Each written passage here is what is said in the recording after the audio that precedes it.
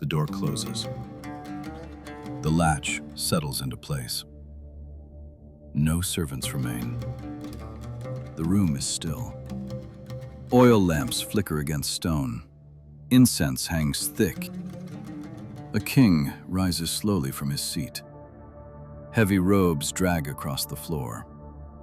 He steps forward. Across from him stands a man, his breathing steady, his eyes fixed. His left hand slips beneath his robe. Fingers close around iron. There will not be a second attempt. I have a message from God for you. The king tilts his head. Curiosity outweighs caution. Silence deepens. The man's left hand slips beneath his robe. Fingers close around iron. This was not sudden. It was prepared. And in the suspended breath before the blade moves, what happens next will end 18 years. Let me tell you about a man whose name most people skip over. He is not quoted often, he is not celebrated loudly, and his story makes many uncomfortable. His name was Ehud, and he carried a blade. Israel had done evil again, and the consequence lasted 18 years. 18 years under Moabite occupation. A foreign king named Eglon rose to power, strategic, patient, calculated. He did not rush conquest. He built it. He forged alliances with Ammon and Amalek, enemies of Israel who had waited for this moment. He secured trade routes east of the Jordan. He positioned garrisons along key crossings. Then he seized Jericho, the city of palms. Jericho was not just symbolic, it was strategic. From there, he controlled access, trade, movement, water. And from that position, Moab tightened its grip. Israel paid tribute. Grain measured, silver weighed, livestock counted by foreign officials. Hebrew elders stood in silence while Moabite overseers recorded every portion. You could feel the humiliation in the air. The message was clear: you are not free. 18 years is long enough for children to grow up never knowing freedom. Long enough for daughters to marry under foreign rule. Long enough for prayers to feel unanswered.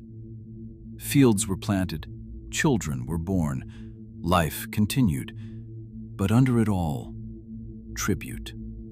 Occupation becomes normal when it lasts long enough.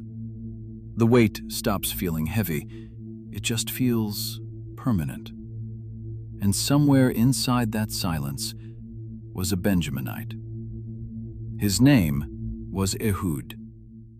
Benjamin, son of the right hand. But Scripture says Ehud was restricted in his right hand. The phrase is unusual. It could mean physical limitation or deliberate training. Later in Judges, 700 Benjaminites are described the same way. Elite slingers who could strike a hair and not miss. Left-handed precision in a right-handed world. In a culture where everyone fought the same way, Ehud was different. And difference becomes dangerous under occupation.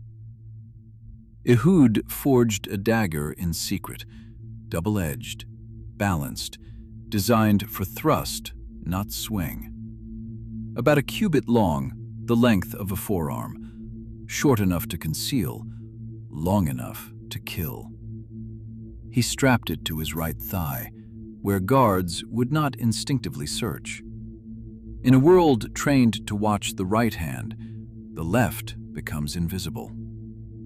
He practiced in darkness, drew it, sheathed it, again. Muscle memory does not form overnight.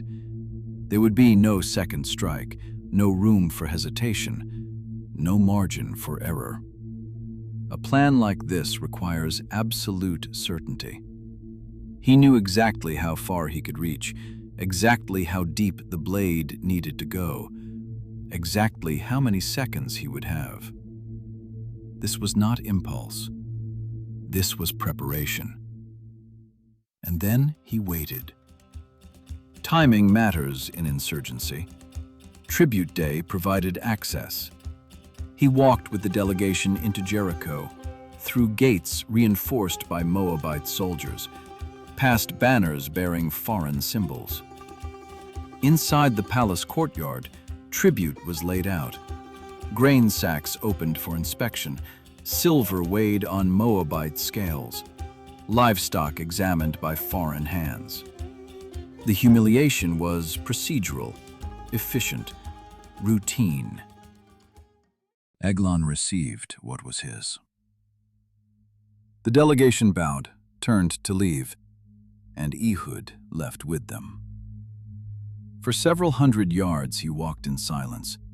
He could feel the dagger against his leg with every step. He could still abandon the plan. He could still let history continue unchanged.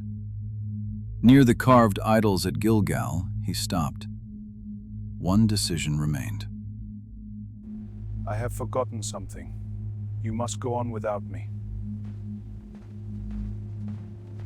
Men under occupation learn not to ask. They continued north, toward home, toward families, toward safety. And Ehud turned back, alone.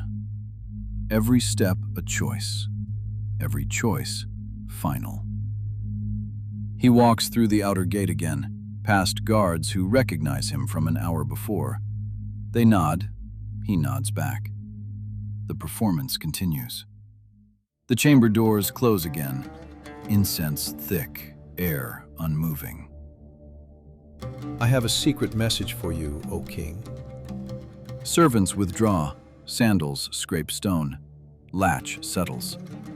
Silence presses inward. I have a dadar from God for you. The word means message. It also means thing, an object. He is holding both. A message from God? Heavy robes shift. He steps closer, and Ehud moves. Left hand, fast, precise. The blade drives deep into the king's abdomen, so deep the handle follows the blade. Scripture records it plainly. The fat closed over it, and the refuse came out. The room smells different now. Metal, oil, waste. No speech, no triumph, only finality. Ehud withdraws his hand. He leaves the dagger in place. There is no time to retrieve it. He locks the chamber doors behind him. Outside, servants wait. They glance at one another. The odor seeps under the door. Embarrassed, they step back. Surely the king is relieving himself in the cool upper room. Protocol demands patience, so they wait. Minutes stretch longer than they should. Meanwhile, Ehud descends the palace steps, not running, walking, each footstep measured. No one stops him. He passes through the outer gate, crosses the open road, disappears into the hill country. By the time the servants force the doors open, their king is dead, and the assassin is gone. Then a trumpet sounds from the hills of Ephraim, a signal carried on wind. Israel gathers, men who have waited 18 years for this moment. They move quickly toward the fords of the Jordan, control the crossings, and Moab cannot reinforce or retreat. The strategy is clean: cut supply, trap movement, strike decisively. 10,000 Moabite warriors fall. Strong men, trained men. None escape. Moab collapses under the sudden reversal, and the land has peace. Not for 8 years, not for 18, 80 years. the longest rest recorded in Judges. This story is not gentle. It is violent, strategic, deliberate. And it forces a question. Ehud's act was not personal revenge. It unfolded inside Israel's covenant history, a theocratic nation under divine judgment and deliverance. This is description, not instruction. But it does reveal something about courage. Oppression rarely ends on its own. Sometimes someone must decide that the tribute stops here. So let me ask you something.